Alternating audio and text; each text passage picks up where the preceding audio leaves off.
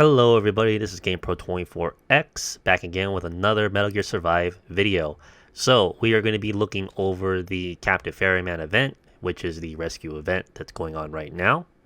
The strategies that are going to be presented are practically the same with just some new stuff that me and Keegan discovered. But aside from that, there are some other things about the event and about the rescue mission itself that has changed that we do need to discuss before we go into the strategy. But first, let's go ahead and review what you get for the rewards in this event. So we can get a total of 4 obols. The first one is worth 10,000 battle points, and then the rest are worth 50,000 battle points, and you can buy 3 of those. So in total, it'll be 160,000 battle points for all 4 obols. Along with that, if you did not collect any of these items, that's an additional 16k battle points to get all of the goodies plus the SV coins, as they are pretty special and pretty important.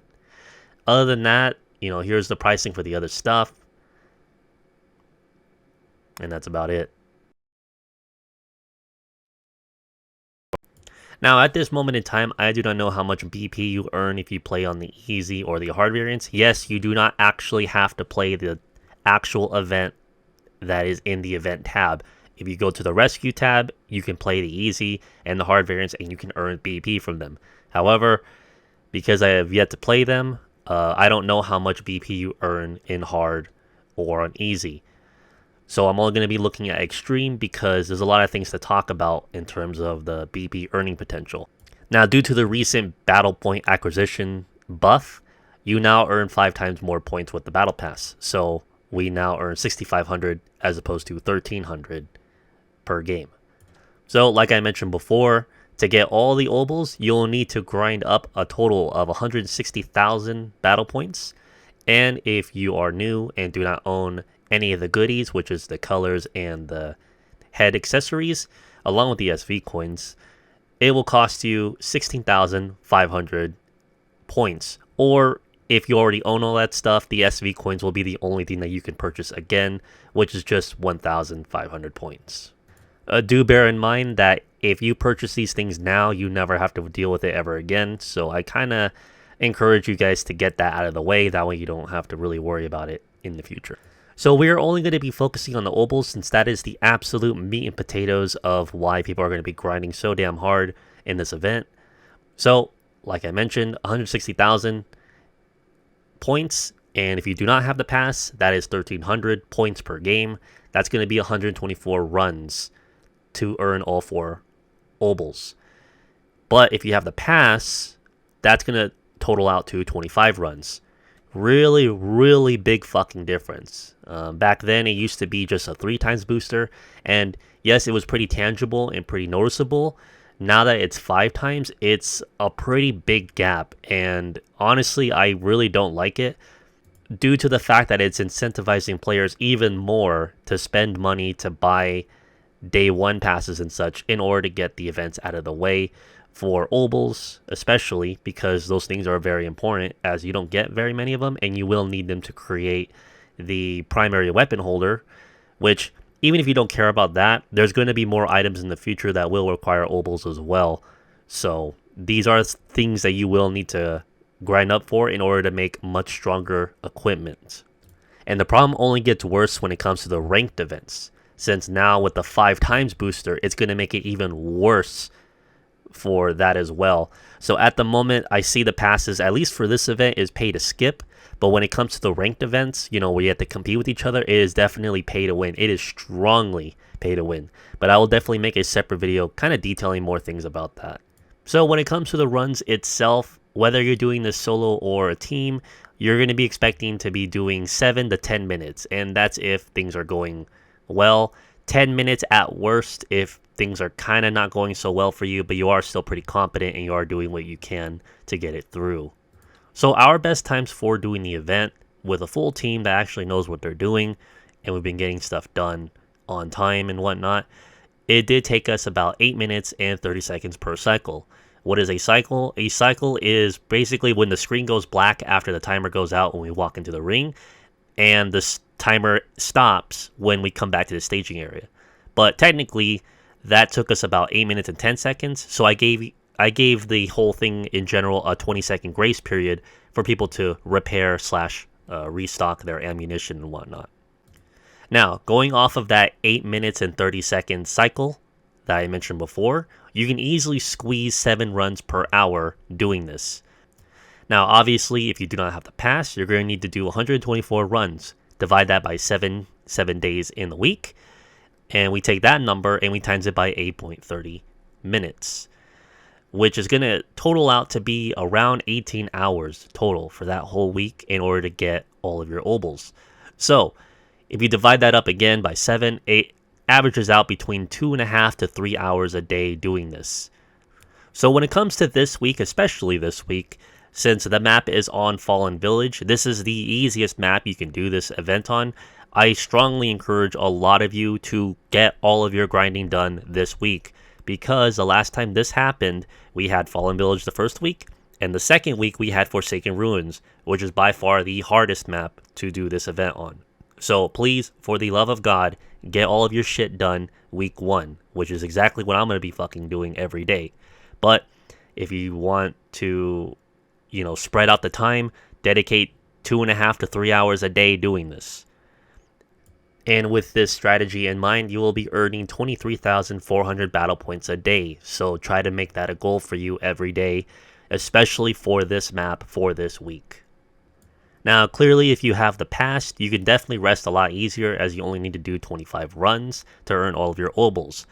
And if you were to crunch that down with the 8 minute and 30 seconds time, that'll take you about 4 hours. So, dedicate 1 hour a day, dedicate 2 hours a day, and you're done. That's about it. So the premium pass does make a really, really huge difference, and I wouldn't want to encourage you to get the pass in order to get this over with, as it is doable without it. But again, it really just depends on how you're really looking at it and how your schedule is throughout the whole week.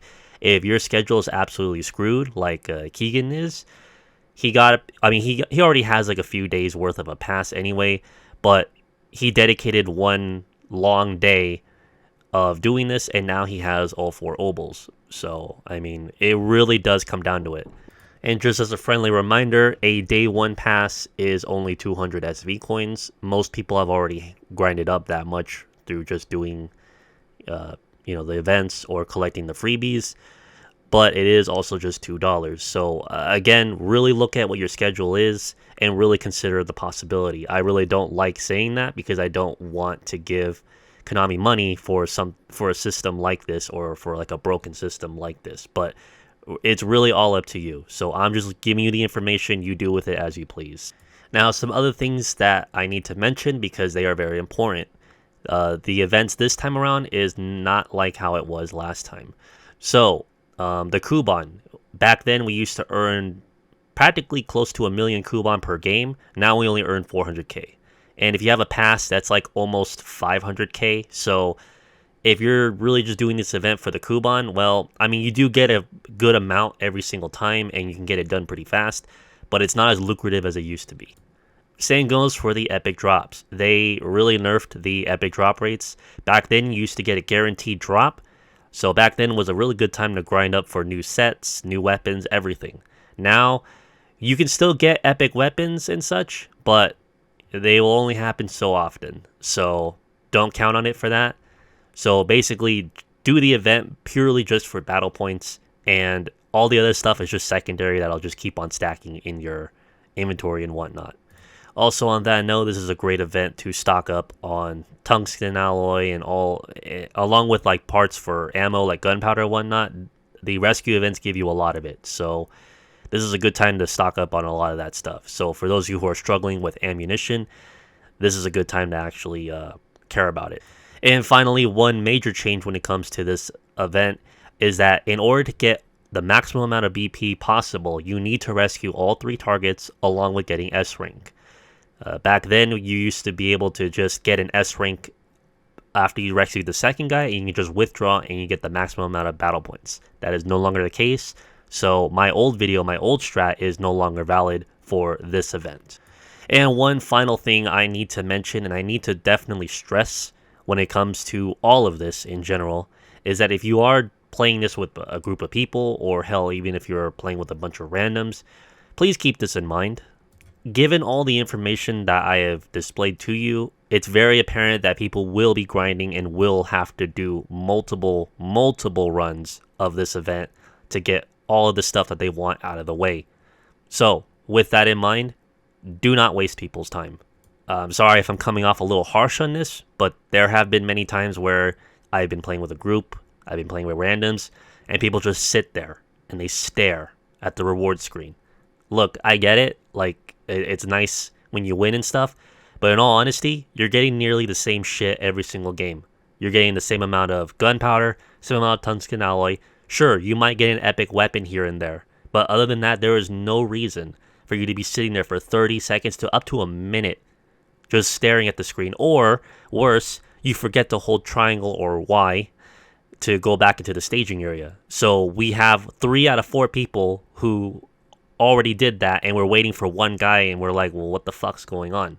Please don't be that guy, and please be very mindful of what you do, because trust me, you will piss a lot of people off doing that. And I don't want to come off as that kind of guy either, but that will definitely annoy me, especially when I have to dedicate 3 hours doing this, and I'm trying to do it as fast as possible, as much as possible. So please, for the sake of everyone, do not be that guy, and do not waste people's time.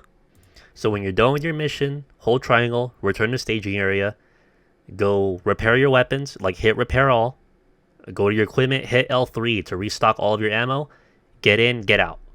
You need to be on that, and you kind of need to get that in your mindset, so to speak. So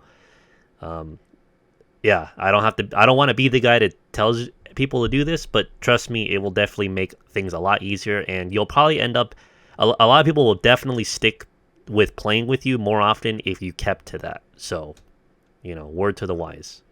Alright, so let's quickly go over some of the loadouts you're going to be using. So, if you're not going to be the runner, you're going to be the guy protecting the runner and doing everything else, you might want to be a medic. I understand not everyone is a medic, so if you're not a medic, don't really worry about it. But if you are a medic, bring Warcry. Bring ammo efficiency and dexterity, like with the shooter vest. You're going to want to bring some heavy-hitting weapons for the boss and the mobs. If you have the crit boost weapons, bring Grim Rounds. They work on practically all the enemies, aside from the Elemental Wanderers, which you can easily take them out if you have a little bit of variety in your ammo. Like you have Elemental Rounds on one gun, and then you just have Grim Rounds on the other gun. To be honest, you don't really encounter that many Frost Wanderers, so you can easily have Fire Element on your secondary and have your primaries use Grim Rounds. If you don't have the crit boost weapons and have the attack 3 weapons, go ahead and just go with Elemental Rounds. Like I said, you can bring fire ammo if you're fighting against Ice Wanderers. However, we do have Black Ice, so if you want to just kill everything else that's a non-elemental wanderer in one shot, bring Frost Rounds, especially if you're fighting the boss as well. Now, if you're the runner, you're going to need to do some specific things. So, first of all, it's preferred that you're a scout, because scouts have more boosts in endurance and dexterity in their skill tree. But if you're not a scout, don't worry, you can easily do this if you're a medic. You'll just need to activate Warcry yourself before you pick up the dude. Anyway, so if you are a scout, you're going to need extra dex and endurance on your skill tree. No big problem there. You're going to need the sneaking chest for the stamina recovery up. You're also going to need the medic tibia leg piece for extra speed and extra dexterity, because according to Keegan, it does make a tangible difference. So I'm going to trust his word, since he's been our runner for the past 2 hours we were playing. So I trust him on that. Now, we don't know if this exists, but some epic chest pieces come with Endurance 4. So if there's an Endurance 4 sneaking suit, definitely use that, along with, of course, its natural ability to give you more stamina and whatnot. Be sure to bring grilled, steamed, and smoked horse meat for all the stamina buffs you can possibly consider. Just eat them just before the guy shows up, and to be honest, you'll be able to run 2 whole rescues with, eating them once. So, just bring a few of them, and that's going to be your role for the whole game.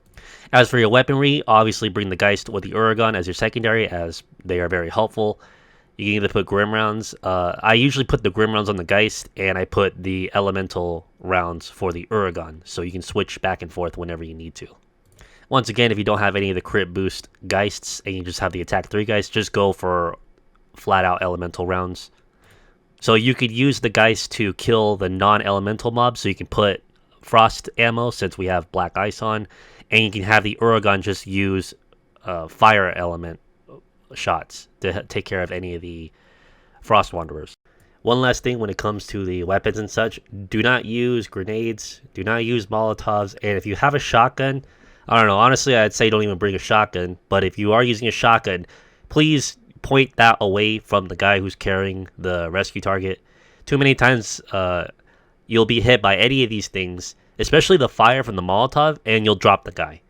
So again, don't be that guy.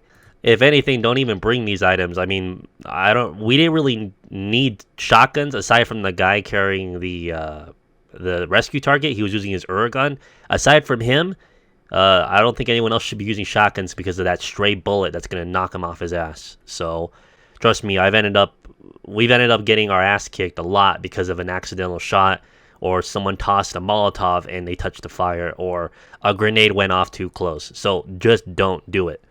Trust me, that's a quick way of getting booted off of a team. Alright, so that should practically cover it in terms of the basic info, along with the loadout. So, let's get right on into the strat.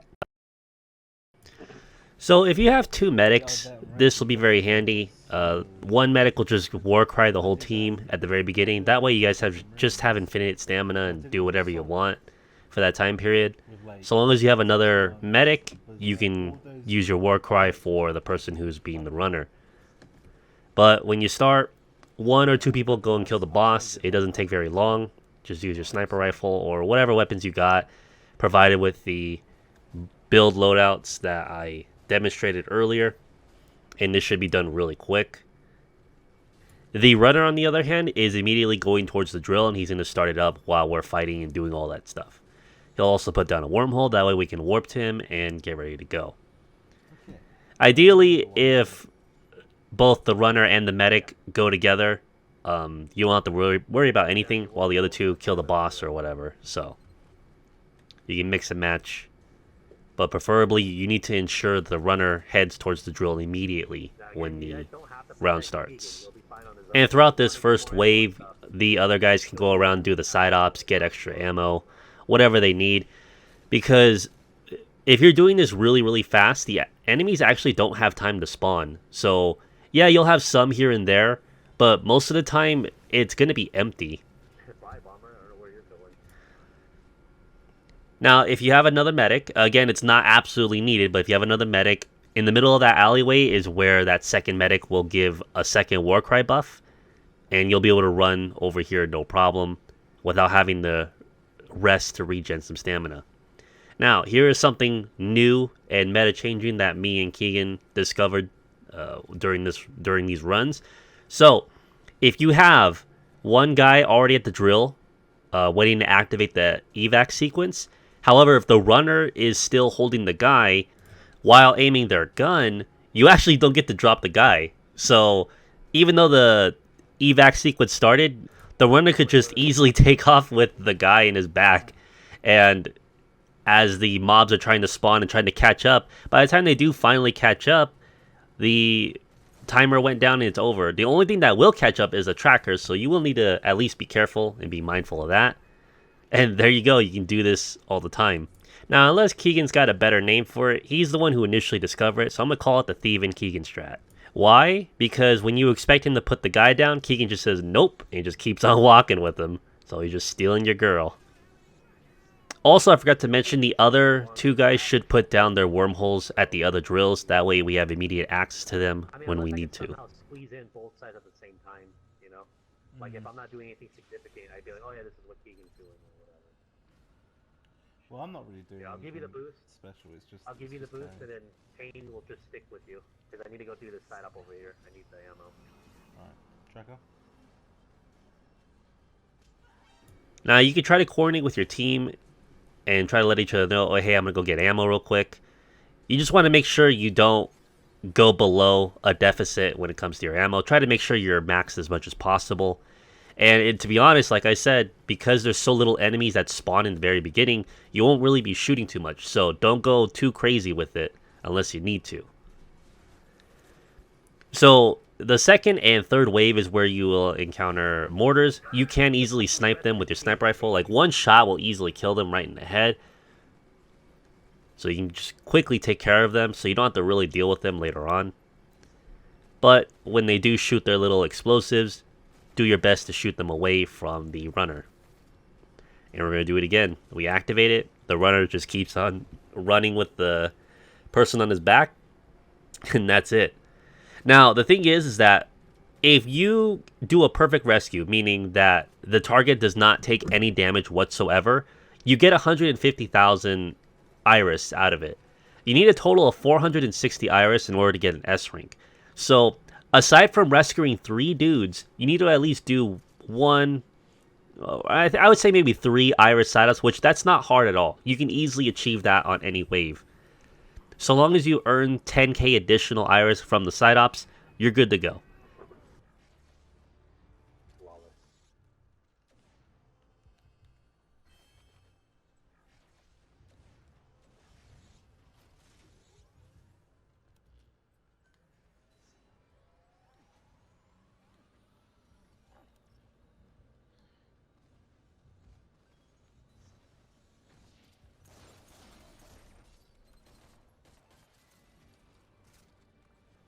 Yeah, guys.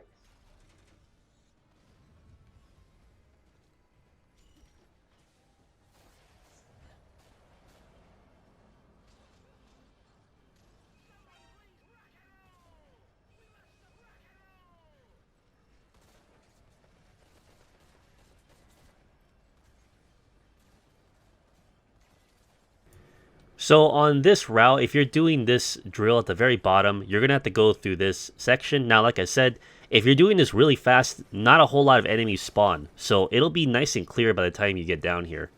Just always keep in mind for grabbers that might be lurking around somewhere.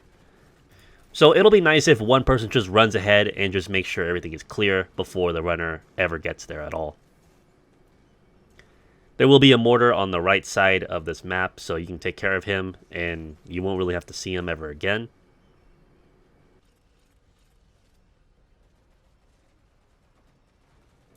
And here's another view from Keegan's perspective on where he goes and what he does whenever this happens.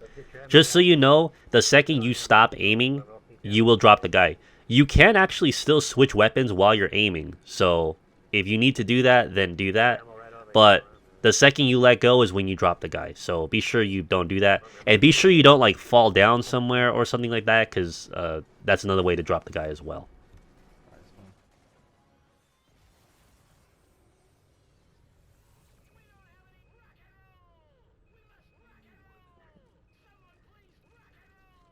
I think if I would have grabbed the last iris side off, we would have been at S already. Yeah.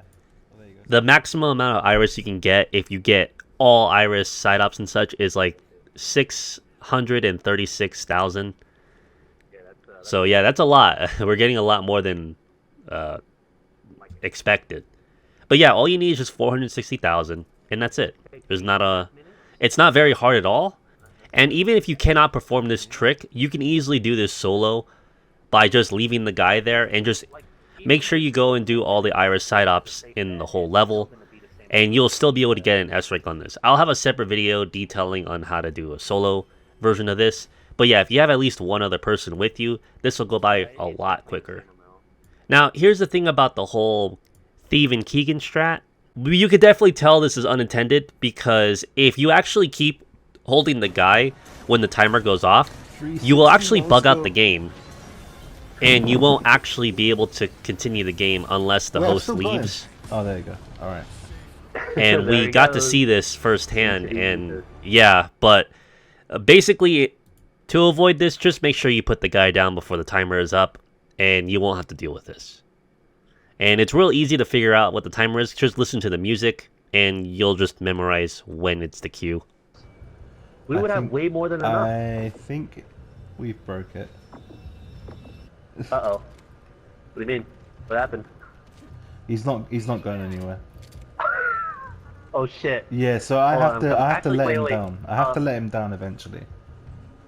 Because what I did is I kept holding him after the wave ended, and now he's just stuck Hey, here. Payne, I broke I broke your wormhole. Can you put yours down right next to him so I can see what the hell's going on? I want to see this. Yeah, Oh my god, you could. Oh, he's what? just stuck here. We can't do anything now. Oh shit. Yeah, so that's He did. that's because I kept So wait. holding on. I kept aiming while the wave was over. Last time I just let him Okay. go, and then eventually went Okay, back up. so note to self: do not keep holding him. Yeah, so if I like let him go before the end, then it'll be fine. But yeah, Wow, now we're that's sort of busted. I think we can at Oh, least. we can't even withdraw. Oh, we We can't? have to quit. Oh, We have to quit. Oh wow, that sucks. All right, guys, I'll re-invite. Rest in fucking peace. my bad, my bad. No, that's fine. Because I mean, you Oh. want to figure What everything happened out there? first. Now I'm Because hearing some poor bastard, it's gonna happen to some poor bastard if we didn't figure this it's out. troubleshooting, I guess. Troubleshooting. Yeah. No, you could definitely tell this was not intended. So Konami will definitely fix this strat. Sadly. Yeah, well, and you could do that for regular rescues as well, like Yeah. non-extreme. You do it for everything. Yeah. Oh, That's we're very back. true. But Oh, it's wait, fine now. are we all in the same game? Never mind. Yeah, I'm about to say Network here. I'm unstable. re-inviting you guys. No, wait, hang on. No, we're back. What do you mean we're back? We're back. The only thing is we didn't get any points. Yeah. No. So yeah, as I mentioned in that small clip when we were playing, this is definitely not intended, and Konami will fix this just like how they fixed the previous bug that we found for rescue. But rest assured, even if you don't have this bug, all you would need to do is just leave the guy there, let him get beat up, lose 1 bar of health, and so long as you're doing all the Iris side ops all around the map, you'll have more than enough Iris to get an S rank. So, like I said, even if this is removed, this entire like run is still worth it. It's still doable, and you just remove that bit in the whole run, and you will still get an S rank, no problem. So that is going to be it in terms of covering the event and covering how to do this with a team. I will have a separate video later on in the week detailing how to do this solo. It's essentially the same thing without the Thief and Keegan strat, but you just leave the guy there, go do all the side ops, and you're good. Now, once again, I do want to stress that you want to get all of your grinding done this week because it's going to be on Fallen Village. It's the easiest rescue map to do it on. And next week it'll be on Fallen or Forsaken Ruins. So you don't want to do it on that map. That map sucks. So I want to do a really big shout out for Keegan, because if it wasn't for Keegan, we wouldn't have discovered this glitch like we did during our runs. And on top of that, I would also like to thank him for all the footage from his perspective during this great run that we did. It was super duper fast, and I'm very appreciative for his cooperation. And he already has video footage of how to solo the game, but he doesn't have time to actually record him describing what to do. So in his stead, I'll definitely take his footage and, relay the information that you guys need to know about it. That way you guys are not 100% clueless when it comes to how to do it. So again, thank you, Keegan, for helping me out, and it was really nice discovering this new technique with you. And also thank you, Pain User and Smash Studios, who was accompanying us and was doing a really great job doing their roles in the rescue mission. So thank you guys for your cooperation, and thank you for the assistance. So sorry that this video did turn out to be like almost a half hour long. I did want to relay a lot of information, especially a lot of stuff that changed. So hopefully you guys aren't too mad. Thankfully, I'm going to timestamp it for you guys, so you won't be too annoyed over everything. But yeah, you got to do what you got to do, and it's hard to balance what people need and what people want. So if you haven't done so already, consider joining my Discord. We always have a lot of interesting conversations. It's a very busy Discord, especially right now during the holiday season. And if you enjoy the work that I do and want to consider supporting the channel a little bit more, my Patreon's always up. But you can always just like, share, and comment on the videos. that I make, and just show me some support that way as well. I will obviously be doing a survive stream later on in the week. I might do one today if it's not too busy. We'll see. You'll just have to tune in for that. But yeah, other than that, I hope you guys get all your grinding done. I hope you guys get all your obols or whatever the hell you want to grab, because it's gonna be a lot of work. So this is GamePro24X. Thank you guys for watching, and I'll see you guys next time. Mission complete, and how?